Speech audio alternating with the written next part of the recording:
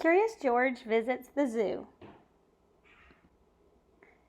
Written by Margaret and H.A. Rays. "George," said the man in the hat, "how would you like to see a real elephant? Let's go to the zoo." There was a lot to see at the zoo. There were giraffes with their necks so long they seemed to reach the sky. There were the kangaroos carrying their babies in a special pocket.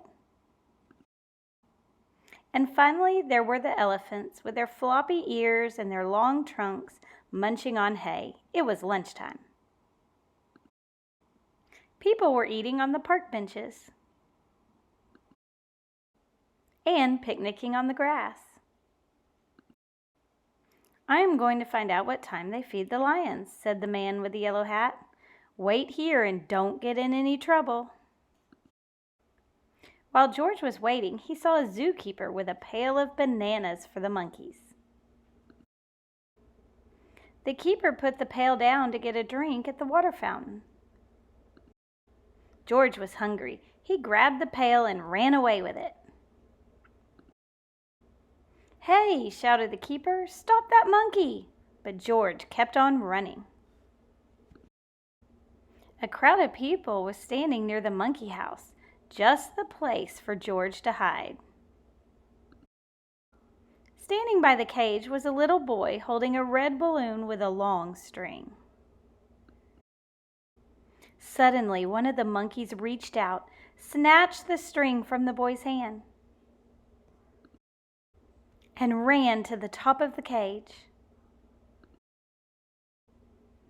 Then he tried to squeeze the balloon through the bars.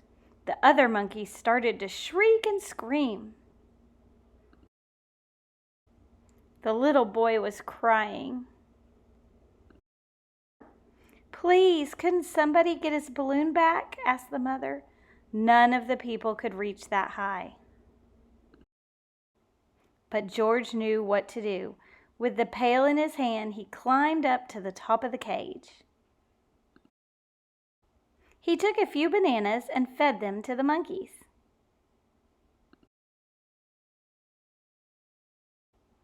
While the monkeys were eating, George snatched the balloon and swung down from the cage.